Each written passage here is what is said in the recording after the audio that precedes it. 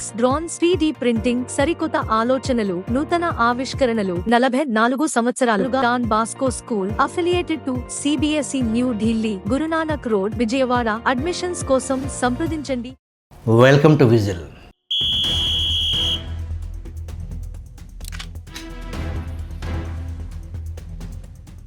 తెలంగాణ రాష్ట్రంలో కాంగ్రెస్ ప్రభుత్వం ఏర్పడి 2.5 ఏళ్లు దాటుతున్న ఈ సమయంలో మంత్రివర్గ విస్తరణపై కదలికలో వేగం పుంజుకోవటం రాజకీయంగా సాధారణ పరిణామం కాదు.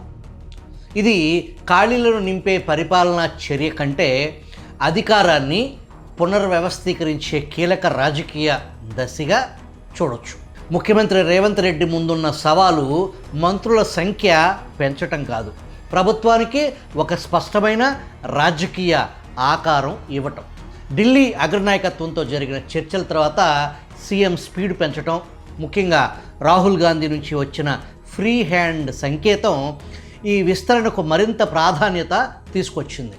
ఇప్పటి వరకు హైకమాండ్ నిర్ణయం తీసుకోవటంలో ఆలస్యం అనే విమర్శలతో సాగిన కాంగ్రెస్ పాలనలో ఇకపై తీసుకునే ప్రతి నిర్ణయం నేరుగా సీఎం రేవంత్ రెడ్డి ఎంపికగా కనిపించబోతుంది. అంటే విజయానికి క్రెడిట్, వైఫల్యానికి బాధ్యత రెండూ రేవంత్ ఖాతాలో నిలవబోతున్నాయి. రేవంత్ నాయకత్వం పట్ల రాహుల్ గాంధీ పూర్తి సంతృప్తిగా ఉన్నట్లు ఢిల్లీ నుంచి అందుతున్న సమాచారం. ఈ మంత్రివర్గ విస్తరణ వెనుక అసలు కారణాలు పరిపాలనా అవసరాలు మాత్రమే కావు. ప్రభుత్వాన్ని, పార్టీని రక్షించాల్సిన సందర్భాల్లో కొంతమంది మంత్రులు మౌనంగా ఉండటం, సమన్వయం లోపించటం వంటి అంశాలపై సీఎం అసంతృప్తిగా ఉన్నట్లు స్పష్టమవుతుంది. నేటి రాజకీయాల్లో మంత్రి పాత్ర కేవలం శాఖాపరమైన పరిపాలనతో ముగియదు. మీడియా, అసెంబ్లీ, ప్రజావేదికలన్నింటిలోనూ ప్రభుత్వానికి స్వరంగా పనిచేయాలి. ముఖ్యమంత్రి అంచనాలకు తగ్గట్టుగా వ్యవహరించని మంత్రులపై చర్యలు తీసుకోవాలన్న సంకేతం ఈ విస్తరణలో దాగి ఉంది. అందుకే ఈ ప్రక్రియను విస్తరణగా కాకుండా పునర్మూల్యాంకనంగా చూడాల్సిన అవసరం ఉంది. కొత్త వారికి అవకాశం ఇవ్వటం ఒకవైపు అయితే, ఇప్పటి వరకు ఉన్నవారిలో ఎవరిని పక్కన పెడతారనేది అసలైన రాజకీయ సందేశంగా మారబోతుంది. మున్నూరు కాపు, యాదవ, లంబాడ వంటి సామాజిక వర్గాలకు ప్రాతినిధ్యం కల్పించాలన్న చర్చలు ప్రస్తుతం వేగం పుంజుకోవటం గమనార్హం.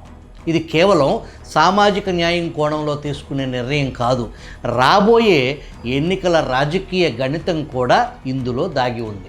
తెలంగాణ రాజకీయాల్లో వర్గాల ప్రాతినిధ్యం ఓటు సమీకరణకు కీలక సాధనం. కాబట్టి ఈ విస్తరణలో తీసుకునే ప్రతి ఎంపిక ఒక సామాజిక సందేశం మాత్రమే కాదు, ఒక ఎన్నికల పెట్టుబడిగా కూడా పనిచేస్తుంది. అదేవిధంగా ఉమ్మడి జిల్లాల ఆధారంగా ప్రాతినిధ్యం ఇవ్వాలన్న ఆలోచన కూడా ప్రాధాన్యం సంతరించుకుంది. కొన్ని జిల్లాలకు ఇప్పటి వరకు మంత్రివర్గంలో చోటు లేకపోవటం ప్రాంతీయ అసమానత భావనను దారితీసే ప్రమాదం ఉంది. కాబట్టి ఈ లోటును సరిచేయటం ద్వారా రాష్ట్ర వ్యాప్తంగా సమతుల్య ప్రతిబింబ ప్రయత్నం కనిపిస్తుంది.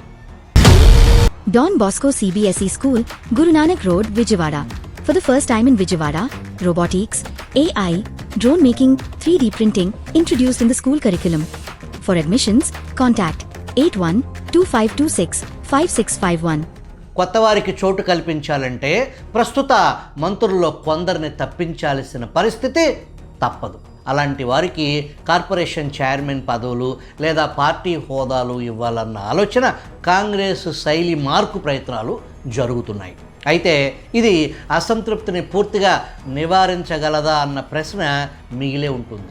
పదవులు మారితే రాజకీయ ప్రభావం తగ్గిందనే భావన ఏర్పడితే అసంతృప్తి బయటపడే అవకాశాలు కాంగ్రెస్లో ఎక్కువే. కాంగ్రెస్లో అంతర్గత అసమ్మతి బయటకు రావటం కొత్త విషయమేమి కాదు. కాబట్టి ఈ విస్తరణ ఒక సున్నితమైన సమతుల్యత సాధించే ప్రక్రియగా రేవంత్ భావిస్తున్నట్లు సమాచారం. ఈ మొత్తం ప్రక్రియలో ముఖ్యమంత్రి ముందు ఉన్న ప్రధాన సవాలు వ్యక్తిగత ఎంపికలు చేయటంలో కాదు, వివిధ సామాజిక, ప్రాంతీయ, రాజకీయ పరిమితులను సమన్వయం చేయటంలో ఉంది. తనకు నచ్చిన వారిని మాత్రమే ఎంపిక చేసే స్వేచ్ఛ సీఎం వద్ద లేదు. ప్రతి నిర్ణయం ఒక నిర్ణయానికి న్యాయం చేస్తే ఒక వర్గానికి మరొక వర్గం అసంతృప్తి కలిగించే అవకాశం ఉంది. ఇదే ఈ విస్తరణలోని అసలు రాజకీయ సంక్లిష్టత. మైనారిటీ సంక్షేమ శాఖ మంత్రి మొహమ్మద్ అజారుద్దీన్ పరిస్థితి ఈ విస్తరణలో ఒక ప్రత్యేక అంశంగా మారనుంది. ఎమ్మెల్సీ నియామకం పెండింగ్లో ఉండటం, గడువు దగ్గర పడటం ఇవి కేవలం వ్యక్తిగత రాజకీయ సమస్యలు కాకుండా ప్రభుత్వ ముందుచూపు, సమన్వయం, రాజ్యాంగపరమైన నిర్వహణలో ప్రశ్నలు లేవనెత్తుతున్నాయి. ఒకవేళ ఈ సమస్యను సకాలంలో పరిష్కరించకపోతే అది ప్రభుత్వ ప్రతిష్టపై ప్రభావం చూపే అవకాశం ఉంది. రాజీనామా చేసి మళ్ళీ ప్రమాణ స్వీకారం చేయించే మార్గం ఉన్నప్పటికీ అది ఒక తాత్కాలిక పరిష్కారంగా మాత్రమే కనిపించవచ్చు. ఈ మంత్రివర్గ విస్తరణ కాంగ్రెస్ ప్రభుత్వానికి ఒక కీలక మలుపు. ఇది సరిగ్గా అమలైతే ప్రభుత్వం సెకండ్ హాఫ్ మరింత దూకుడుగా ముందుకు వెళ్ళటానికి వీలవుతుంది. తప్పు జరిగితే అదే ప్రక్రియ అంతర్గత అసంతృప్తికి దారితీసే ప్రమాదం ఉంది.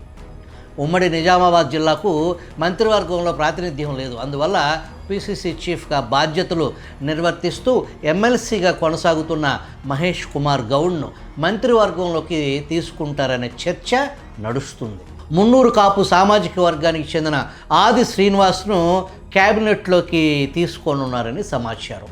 ఉమ్మడి ఆంధ్రప్రదేశ్ నుంచి నేటి వరకు యాదవులకు ప్రాధాన్యం లేని క్యాబినెట్ రేవంత్ రెడ్డిదే కావటం విశేషం. అందువల్ల బీర్లా ఐలేయకు ఛాన్స్ దక్కే అవకాశం ఉంది. లంబాడ సామాజిక వర్గానికి కూడా ప్రాతినిధ్యం లేదు. దీంతో సీనియర్ ఎమ్మెల్యే బాలు నాయక్ను మంత్రివర్గంలోకి తీసుకుంటారనే సమాచారం అందుతుంది. మునుగోడు ఎమ్మెల్యే కోమటిరెడ్డి రాజగోపాల్ రెడ్డి, ఇబ్రహీంపట్నం ఎమ్మెల్యే మల్రెడ్డి రంగారెడ్డి తీవ్రంగా ప్రయత్నిస్తున్నారు బెర్త్ కోసం. కానీ వారి ప్రయత్నం ఫలించే పరిస్థితి కనిపించటంలా. ఈ విస్తరణలో అసలు ప్రశ్న ఎవరు మంత్రులు అవుతారు అన్నది కాదు, ఎవరు అవుట్ అన్నదే. అదే ముఖ్యమంత్రి రేవంత్ రెడ్డి రాజకీయ పరిపక్వతకు అసలు పరీక్షగా నిలుస్తుంది.